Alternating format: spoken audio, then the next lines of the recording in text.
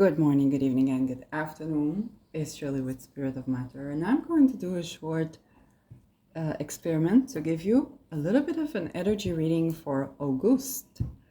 So the first thing I got when I lit my little incense here was you're not that easy to burn. Okay? So this is, for some of you, it might resonate, and it's this August reading. And this is for all signs. So just collective. I'm going to begin with the gods and goddesses. And I got the crystal malachite. And yes, let's look for a goddess. And it is Artemis and malachite. So let's just let it stay there. And for our signs, we have Virgo and Libra.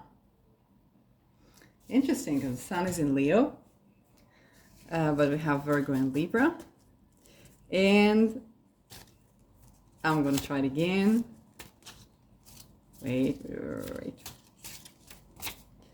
Uranus. It was given Pluto. We're going to start with that. So let's see. Begin with malachite. Malachite is a stone, is a green stone. This is malachite. And her, oh shit. Malachite. So we're going to put it to our little honig. So malachite is a stone for healing the heart, and she just tore down as I was doing this. And she's a stone that absorbs things. So I'm going to put it actually in the soil here. And I'm going to call on the energy of malachite. Malachite heals our heart from anything that should be absorbed by this crystal rather than by us. So it's a very protective stone, but it's also absorbing of our negativity and pulling up what needs to be healed. It's a very strong stone. Okay, it's not like a moldavite, but it's a very strong crystal that calls in to heal the heart, to heal the sexual energy. Anything that is psychosexual or psychological is affecting your heart or your bloodstream. Malachite is tending to that. It's a frequency of rejuvenation, but it's also protection. She protects against accidents. People who wear malachite, there are miracles where the stone was breaking instead of the person. Perhaps like what just happened right now. I don't know. So I was working strongly with her during the Me Too era. And then I sort of put my necklaces and everything in the soil, and somebody like took it away, which was kind of like a releasing of this energy and to whomever it serves. So this is a calling. You might want to work with malachite, or bring malachite, or wear malachite, or just call on the energy of malachite to you this month. Okay, very healing stone. Archangel Raphael can be, and Archangel Michael can be associated with this crystal. Then I have Artemis, which is very interesting because Artemis is a moon goddess, but moon is usually associated with fertility, and Artemis is protective of both. Oh my God. Okay, Artemis is protective of women who don't want children, but she's also protective of children. She's protective of single women, of child-free women, but is also protective of children. So you must treat children well when you work with Artemis. And she's the goddess that makes kind of tinctures. She's also the goddess that would make tinctures. So you can call on Artemis as the god to work with, especially if there are people who need to, let's say, not, stop fertility or stop abortion. There are herbs. Any contracting herbs that evacuates things will, in a certain dosage, do the job. I'm not going to mention the name of the herbs right now, because it's being heavily shadow banned. But you look for herbs and anything that evacuates things from, so you would not prescribe during pregnancy, could be facilitated in that. You would need to contact your herbalists for that. And there are many herbalist women that would help you if that is the case. So she's protective of single women, of child-free women, and of children. She is the goddess where you make like tinctures, and she's a moon goddess. So that would be an appropriate goddess to work with for the collective energies, especially those of you who want to be like pro-choice or pro your own life, okay, to have a life before babies come to the world. Their parents need to live a good life. Yes, babies bring fortune and so on, this is true, but they also bring things you need to tackle, and you need to have had a life before you make kind of that sacrifice. So that and malachite can have to do with even healing your fertility and protecting yourself when you're not ready to have children, or if you are a single mom, or not. It's not so much mothering, it's more women that don't want to marry, so you can call an Artemis for that. The herbs that you can call on kind of to protect yourself, to shield yourself, wormwood, okay, and mugwort are going to be very effective for that. And then we had the signs. So we had Virgo. You want to see what house Virgo is for you. We're going to be having Venus and then Mercury retrograde in Virgo, then going back to Leo. So we are kind of in the Mercury shade, and it's going to be a heavily mercurial month. So this is where your Virgo house, and to some degree also your Gemini house, would be highly affected, and would be ruling over Venus, which is this malachite, for the most of the month, and in the end of the month also the Sun. So as per Virgo is associated with herbs, is associated with chemistry, is associated with the word, with books, and with writing, and with editing, but also with trade. And we want to think about, if you think about all these topics, so you can use them for the Malachite and Artemis to protect yourself as a single woman in a society of like trade, or where, let's say, housing is only for families, and all of these issues, because you can use this fierce protection of Artemis, and you can, and to protect yourself, what kind of people try to match you up with a partner where you're not really desirous of a partner. You can turn to Malachite and you can turn to Artemis to protect your sovereignty in that essence, okay?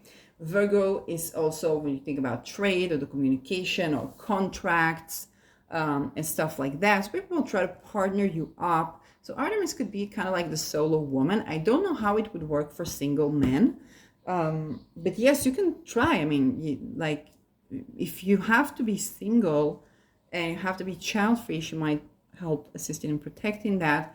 Mercury going back and forth in Virgo is the communication, alertness to the details. It has both pros and cons, okay? The pros is Mercury strong in Virgo. The con is Mercury strong in Virgo, okay? So it could be like the tiniest bit of a little detail that you can say that you have to redo, but those things can get messy. With Mercury Virgo, I sometimes would get people misunderstanding my communication because it would be so much to the point, but it would not be so emotional. So communication is something you want to keep in mind in this month. Okay, you might want to work with Mercury Virgo talismans. I know Sphere and Sundry has one. I know Christopher Warnock has one. It's not the month to make ones, okay, because Mercury is going to be in the shade period and then retrograde.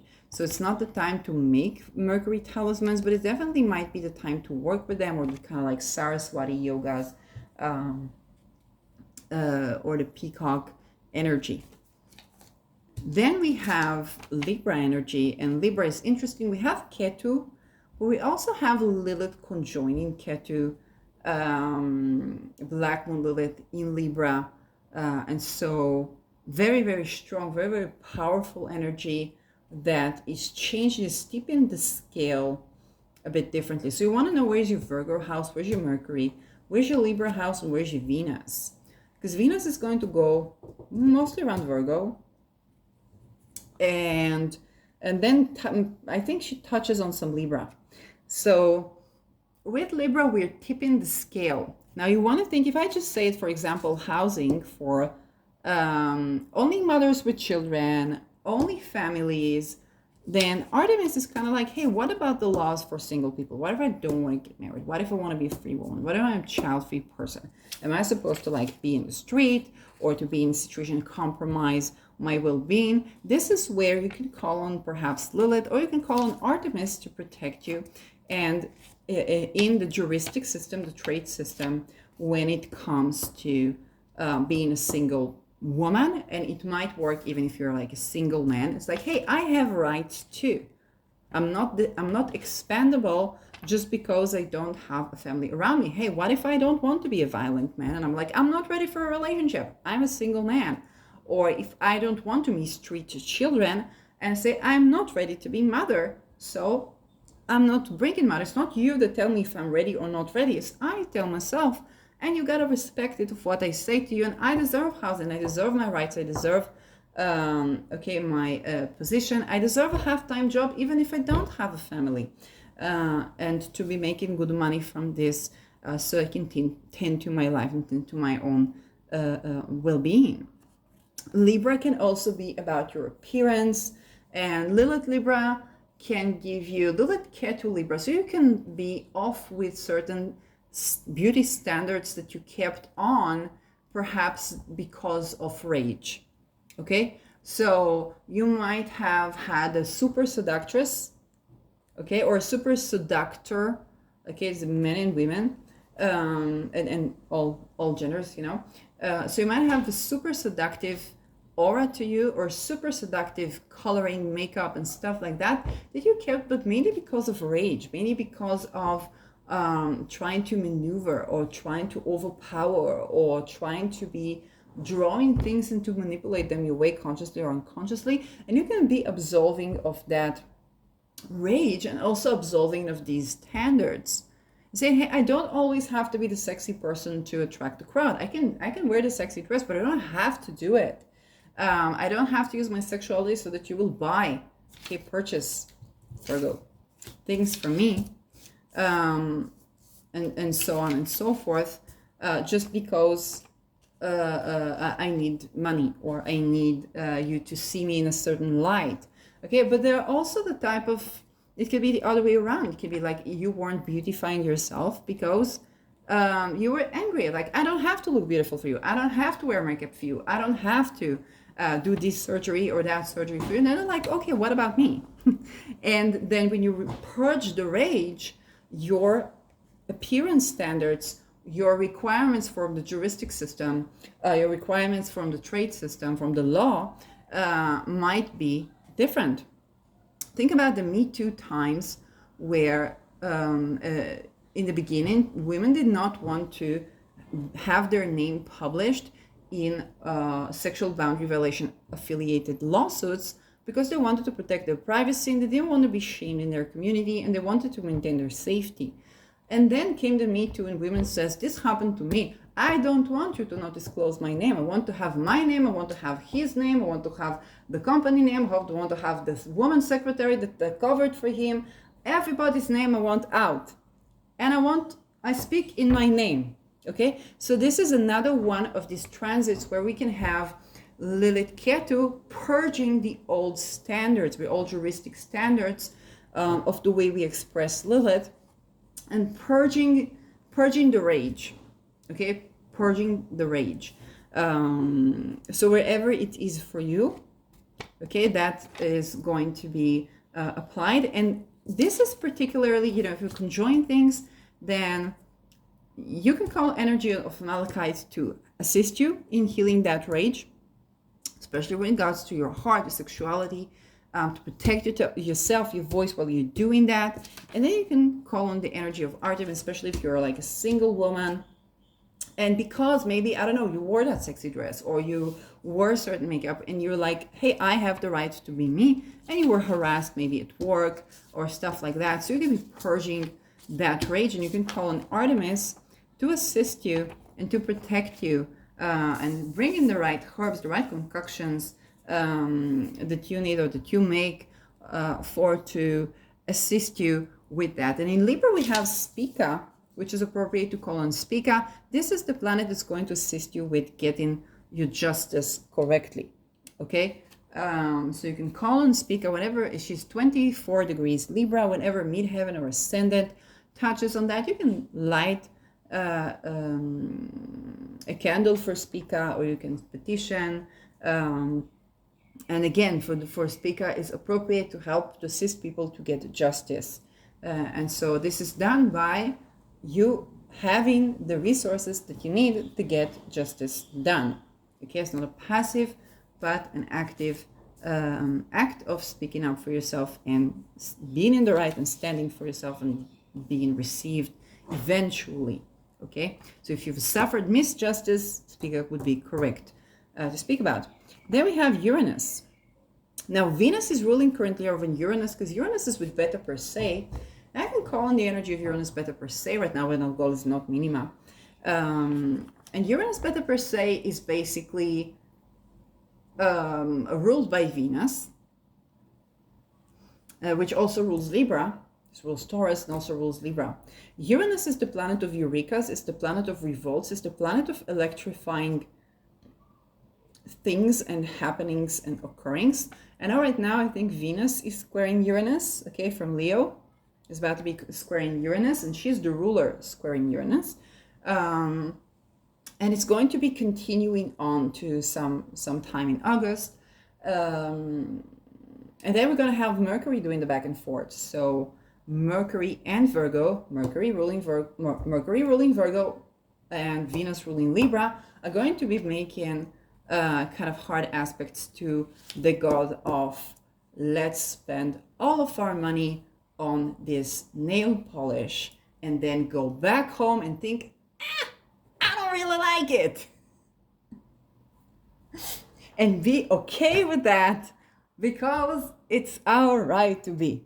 Okay? So Uranus, first of all, Urano-Venus, Urano-Mercury, Urano-Mars hard aspects are all money flying out of the pocket. You know me when I make my financial my fiscal money, I call it my money flying out of the pocket predictions for the month, because I find it to be so useful, and I find that the budgeting rules that are told to people are not going to work for you if it's, let's say you have an Aries second house or eighth house, or things are a bit more intricate. Okay, so just doing the list is not going to help most people, especially not when with all the changes that are planned for now.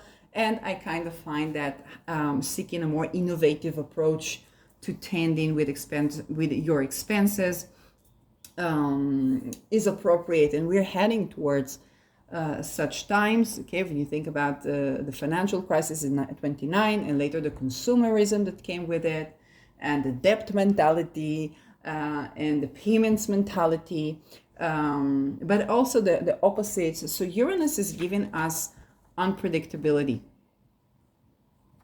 Uranus is giving us eurekas. Okay, Uranus is coming to completely razzle dazzle you. Okay, so it works from your sexual energy. Beta Persei, or Algol, the fifth lunar mansion, which I also work with, can be associated right now with the wealth that Uranus brings and the eurekas that Uranus brings.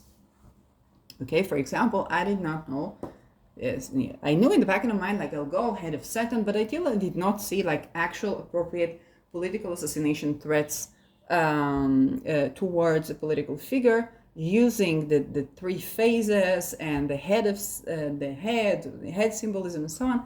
I was like, yeah, that could be Aries, but it's given they're trying to apply to something that will completely turn them over, which is Beta Persei.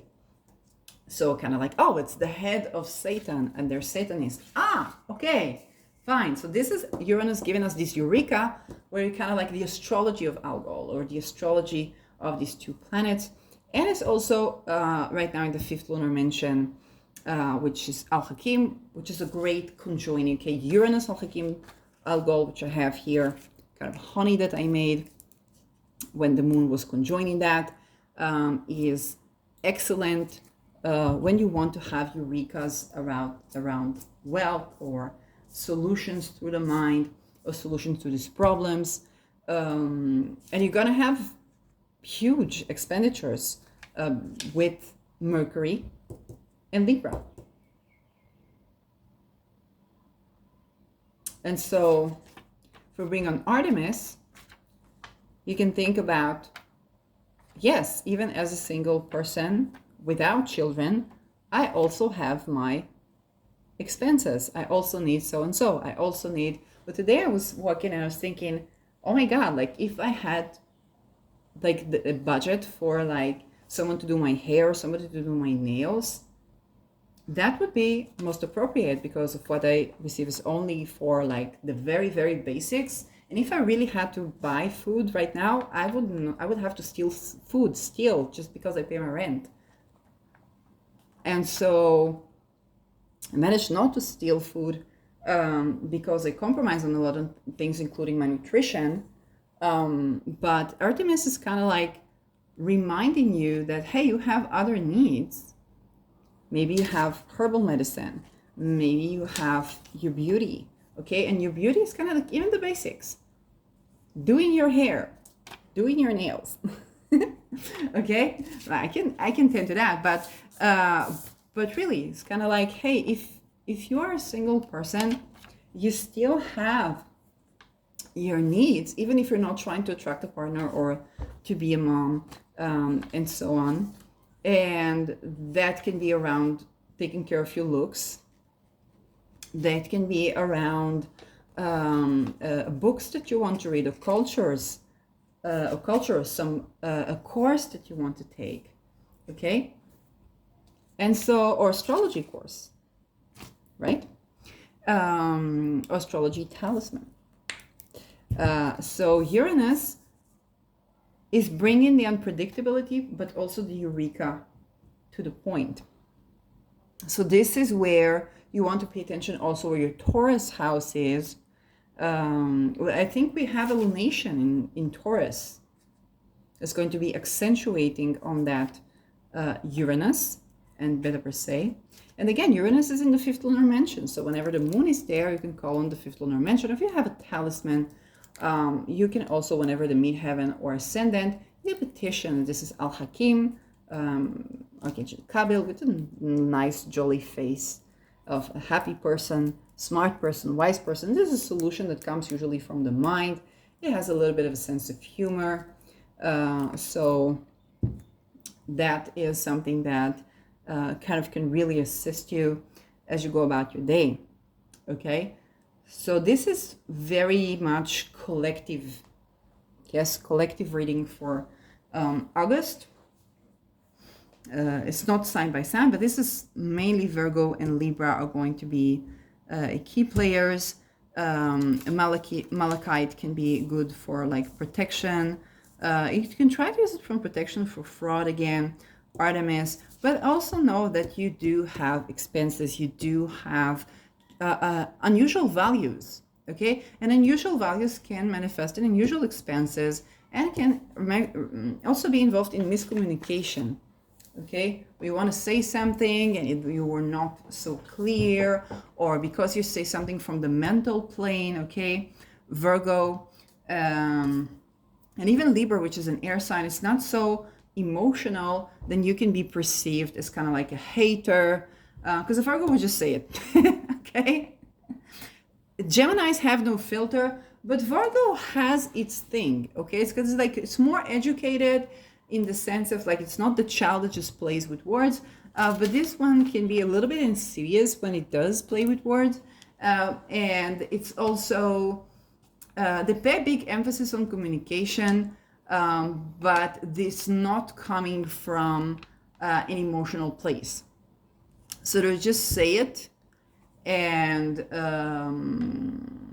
Virgo is highly critical of every little detail. They're sensitive to frequency, which many times manifests as anger. Okay, sidereally Virgo, this is tropical, but sidereally Virgo is Leo. Okay, I had a teacher that was stellium Virgo. Stellium, everything, almost everything Virgo. And she had fire energy. She had fire, it was reflexologist, she had fire energy. And so much so that even when I did numeric numerological, I don't really know how to do it in depth, but I was studying a little bit. All the energy that came out was fire. It's like a person that brings a lot of alchemy. So you want to pay attention. If this is, really tropically, you want to think about Virgo also as Leo. You want to think about Libra also as Virgo. Okay? So Virgo would sometimes be so sensitive to frequency and to detail that he would get angry about this, and the way that they would say things would be in a way that people find it difficult to receive because they're just annoying and they're annoyed by something, so they say it, but their intention is to improve upon something. Okay, this is how Virgo can be bossy, but they can also be incredibly adaptable. Virgo is the sign that would try to adapt itself to you over and over and over and over and over and over and over, and not give you up so quickly, because this is still an earth sign. It's a mutable earth sign, but the earth sign is not fixed, but it's trying to adapt itself to you as you change, and really, really tries to be of service to you. So you also have to take this into account. And so that being said, it has this fire. It's an earth sign, but it has this fire. And so we might want to have unusual solutions or unusual eurekas that come from the fifth lunar mansion to the Mercury retrograde that we're going to have here, where you can burn bridges with this one. Okay, you can burn bridges, and you want to be really cautious. Mercury Virgos are usually when people block each other totally on social media. Okay, the Mercury Virgo block. I remember it was still Twitter. It's kind of like the Twitter block of the Mercury Virgo, Mercury retrograde, and things are so sensitive, and people just like block each other over like the littlest of details. So you can burn bridges with this Mercury retrograde and Mercury shade. Just pay attention that you want to address your Mercury perhaps through other sources. And you're going to be both having unusual values, eurekas to your values, transforming of what you hold dear. Your love language might be a bit dynamic, because this is ruled by Venus. Okay, so there's going to be extra dynamism. If you're usually the type of person who likes hugs and so on, you might be more like a word person, but then the words come in a way that aggravates you. So that can be a little bit of hectic, especially when Venus and Mercury square Uranus. Okay, Mercury, I think it's done with its. Oh, it's going to be retrograde. So and at those times you also tend to spend more than you should, or more than you would, and it's not kind of more than you should, because you could have really unpredictable expenditures with that. Okay, so I was making my Uranus, this one that was really done kind of like appropriately. I think it was a Friday even, where the moon was in Taurus, and so all the good things.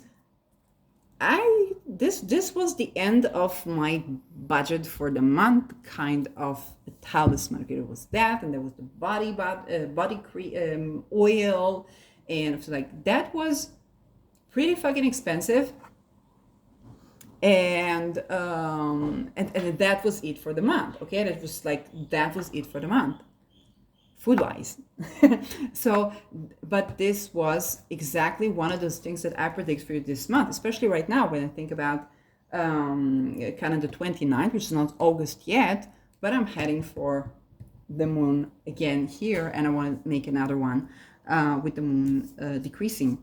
So you might even have these unusual expenses on astrology.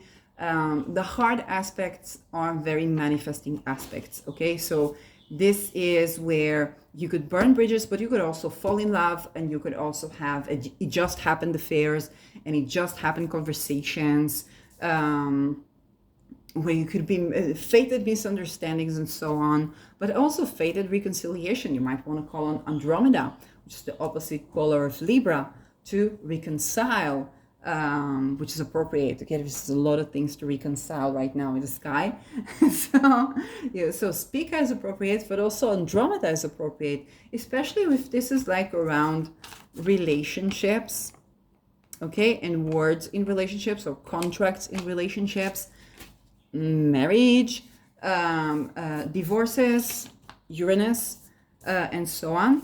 So there can be a lot of flying words. There can be a lot of standing for your rights as a single person with no children. Okay, you still have your rights.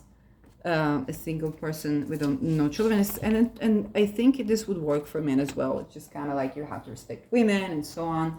As with all the goddesses, okay, it's just like you have to respect men if you work with Zeus or whatnot. You have to, or Ares, and you have to respect women when you work with Artemis and single women, in particular, herbalists and so on. Uranus this is a month where we purge something about astrology or the astrology of Virgo, Lilith, Libra, where we do astrology. Even this reading, okay, is a very different reading to give you an astrological reading, that you can see something moving in the screen, so you might you might be more excited about watching this than watching other things. And so, yes. As for money-wise, I'm going to just pull very quickly another god or goddesses you can call when it comes to naturally Lilith comes in.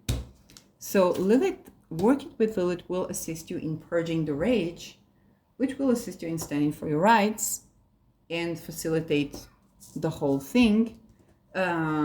So for example, let's say your expenditure is kind of like, I want to this food and that food and that food and that food. It's kind of like, you freaking say to that, like, say to your ex what you wanted to say to your ex. Get mad, okay, and not anything illegal, but like, say to your ex what you wanted to say to your ex, and like, oh well, I'll have a green shake. Good, have a green shake. Work with Lilith, purge your rage, but also connect with the essence of desire. Okay, Lilith would not be subdued. Okay, would not be subdued. Or will not be subdued. Okay, so this is, you want to also consider when you have points against someone's Lilith, especially if you have like, Rahu or something like that. If you're a man and you have Rahu next to someone's Lilith right now, like, okay, I don't know how to say it, but I think that the best thing would do is, first of all, to work with Lilith yourself, and to understand that if you're attracted to her because she's free, any attempt to limit her freedom would backfire, but it's also going to hurt you because you are attracted to her because she's free. Okay? You're attracted to her because she's free. And this is why you need to ask yourself, am I attracted to her because she's free, or because she's angry and I like it that she's angry? Because if you like to piss her off, if she is unhealed, she's just going to get pissed off at you and you're just going to be destructive. If she's healing her Lilith, she's purging her rage, this shit is going to backfire. So this is where, if you just enjoy to see her mad or angry because you're like vengeful, and that's your thing, we are purging rage. Okay, this is Ketu Lilith.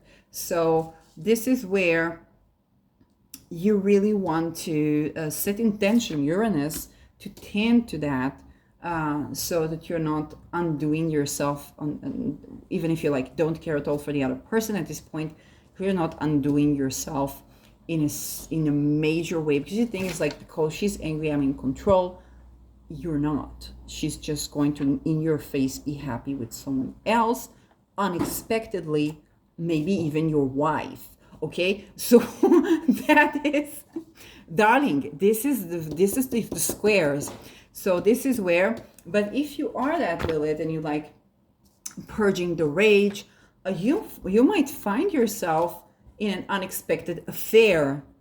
Okay, Uranus with the square of Mercury and Venus that can bring for unexpected, okay, whether words and contracts. So Uranus, Venus, Uranus, Mercury is the it just happened squares.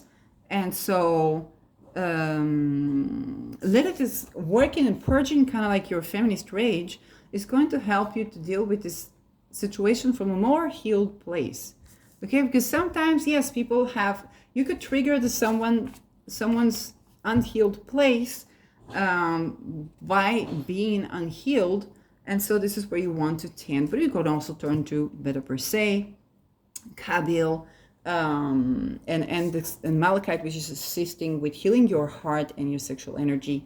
So you don't partake too much in things you're not supposed to be partaking, but you want to consider with your unusual affairs where your rage lies. Okay, where is your rage? What is the role of your feminist raging leading you to that? Because Uranus might either try to change your mind. Okay, let's say, oh, I don't like that authority spheres try to hit on me and and you go to your psychologist and then you have astral sex. Okay, it's like, oh, that sounds really cool, and then that changes, and then you purge your, okay, and your rage again, or you try to tackle something, and then Uranus is going to try and change your mind. Okay, oh, I don't like cheaters. I hate cheaters. My husband cheated on me. I don't like cheaters. You see a man, you see his wife, you see he married. You have amiable connection together. It just happened you end up in some room because you both couldn't resist the attraction. Okay, this is Lilith.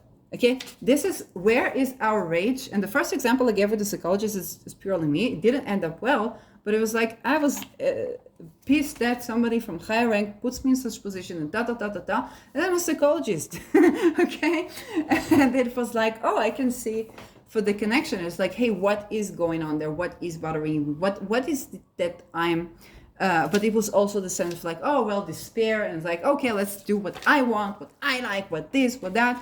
And so perhaps it was my difficulty to be receptive. There was like, I could be receptive as a feminist rage. No, I want my orgasm, I want this, I want that, but it's not able to really relax and trust. Okay, so this is another Lilith rage. Or you could have that, okay, if you're like a man, I hate these feminists, I this, I that, they only hate men, they only this, they don't see, and they don't that, and they only take this corruption if it's a person of lower rank, if that, but if I was looking the way you wanted. And then you could either have a situation where you run into a woman who finds you awfully attractive, just doesn't like your behavior, it's like, that's not going to go with me. Or alternatively, you run into one of those feminist ragist people and it's just like, the fuck, she's sexy, you end up in bed, but you're married, and so on. And so that is exactly those type of things that could cost you money, money, money, or you're gonna have to buy a lot of malachite, which is money. So, okay, or you could be this right-wing person who's kind of like traditional family values. I'm looking for a woman to have 1,000 children with me, and then you can meet this Artemis kind of girl, and she's like, oh, she's sexy. Then it's like, oh, now that happened. So Southern, and this is where I want to caution you, okay, because Uranus is also divorces, and as a relational astrologer, some teaching, I'm going to make it a separate video, but let's say you are thinking to leave your spouse, or you have someone who thinks to leave their spouse, or you're both married and thinking to leave your spouses. Okay, watch where Lilith is involved here. Okay, because we are before eclipse with Lilith and Ketu. Okay, it's not the end of the story. Maybe it's fated for you to meet. Also, when I'm letting go of my partner, or when he or she is letting go of their partner, they're going to expect you not to only apply for this excitement, Kundalini rise, unusual eurekas, fascination, not knowing where anything goes, which is antidote to Saturn or to the ring. Okay. Also consider for what were the previous partners providing. Okay. Perhaps the previous partner was a person that didn't provide for this excitement, but they were providing for peace. They were providing for maybe traditional family roles, maybe this or maybe that. So, for example, you could be, in some extreme cases, ending up with the person's like, hey, she doesn't clean the house. She barely even cooks. Why is she never going to, like, I don't know, a hair salon or anything like that? It was like, you just left the woman who does all that, okay? But now you find yourself with the exciting woman. An exciting woman doesn't cook or clean the house as well. And she also doesn't necessarily have the money to, okay? Or you could be finding yourself, I don't need a provider. I don't need this. I don't need that. I don't need that. I want to be independent. I want to have my own house. And your house always dirty, your place always a mess. Okay, it's kind of like, oh, and then kind of like you meet a person and says, like, what if we ordered somebody to clean that place every now and then? Wouldn't that be like a peace of mind? And then you find yourself kind of like working with that. Okay, because Venus is ruling both Lilith and Uranus. So this is where you have to tend to those shadows. You will be purging those shadows, and you're going to have the unusual thing. But when it comes to like divorces, you want to think about what are you being provided, and the understanding that you're not going to be provided for that in the same old way when you marry that Lilith Uranus, or when you step out of the marriage and have a, I don't know, non-monogamous, whatever, poly, kinky, whatnot, with this one. Now, it may be good, and sometimes it's even inevitable because, hey, maybe you start to do astrology, okay? Maybe you start to work with ancient goddesses. Maybe you start having a reading business. I don't know. Maybe you start doing crystal healing or anything of that sort that is important enough for you to change everything in your life and be on your path. But now you will meet people who are more compatible. But you also want to consider of where you burn bridges and, hey, that person might not take you back, okay? So they may, this is where Andromeda can be very good to call upon if you have cheatings, if you have betrayals, if you have times where, it just happened because it needed to happen. But you don't want to necessarily lose the long-term old Saturnian thing that you have that kept your nervous system, Uranus, more balanced, and so on. So you really want to be cautious about burning bridges. Mercury retrograde is notorious for X's coming into your life, kind of X's and O's. So people are kind of like rethinking, should I go back, should I not go back? What did I have there? But with Uranus, Venus hard aspects, if it's coming to your seventh in some way, or eight, it can be that you the finger on the trigger of let's divorce or let's commit can be too tight, and you want to remember the Uranus effect. Uranus is changeable, and you don't want to tie yourself in contracts that are too rigid. It will definitely free you from too rigid contracts. You just don't want to completely burn the bridges, because relaxing your standards for what is commitment in terms of like particularly sexuality with this one, but also it's not physical sexuality just yet. It could be astral sex, it can be communication, it can be the emotional cheating as well. Perhaps it doesn't note emotional so well, but if you have like moon in Virgo or something like that, that could be the emotional cheater. And you want to relax your standards for a commitment before you completely cut off something from your life. And you want to address it. You want to bring Andromeda into the topic, so you won't lose your head. Okay, it's kind of like so that you wouldn't do something so drastic that you're going to be missing something that perhaps you will find another partner, but you also want to be cautious with these aspects. And let that Uranus play. Okay, let that. Don't make decisions. Don't make I don't, I never, I this, I that. Don't do that. Because when you say I don't, Uranus says yes, let's do it. Okay? When you say I don't like women that are like, I don't like men that, that's the one. And if not, then that's the one. But if you go for the sick place around this, trust this. Trust this, my woman. Trust this, my man. Trust this, whatever your gender is. Because this is going to make sure, okay, that in a very unexpected way, it's going to just happen. Okay? And Lilith's going to purge off her rage. But also if you're doing something for like, this is your pattern, this is your this, Uranus can be the big star of the show, where it can release you of those things in a eureka. Expectations kill Uranus. So this is where you have to grow from expectations to set intention and allow things to transform both your intention